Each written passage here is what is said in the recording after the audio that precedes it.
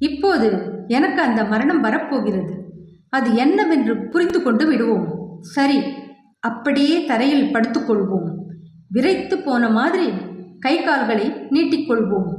உயிரற்றவன் போல் அசையாமல் கிடப்போம் என்று முடிவு செய்தவன் அவ்வாறே செய்துவிட்டு, எல்லாம் செத்தாயிற்று. நான் இப்போது இறந்து விட்டேன். எது சாகிறது? இந்த உடல் தானே? ஆமாம், உடல் செத்துவிட்டது. இதை கொண்டு போய் கொளுத்தி சாம்பலாக்கி விடுவார்கள்.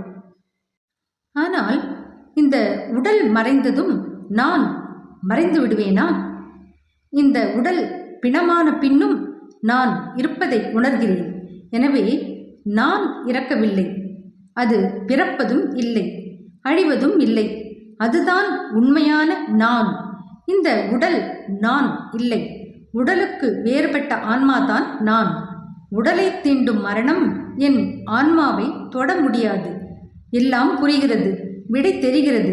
எங்கும் நிறைந்துள்ள பரமாத்ம தத்துவமே என்னுள் அழிவற்ற ஆன்மாவாக இயங்கிக் கொண்டிருக்கிறது. நான் யார் என்று அறிந்து கொண்ட இக்கணமே மரண பயம் என்னை விட்டு நீங்கிவிட்டது. பிறகு துக்கமேது, மரணமேது? இதோ பழைய நிலைக்கு வந்துவிட்டோம். எழுந்து உட்கார்வோம் என்று எழுந்து உட்கார்ந்து அருணாசலா அருணாசலா என்று கூவினான்.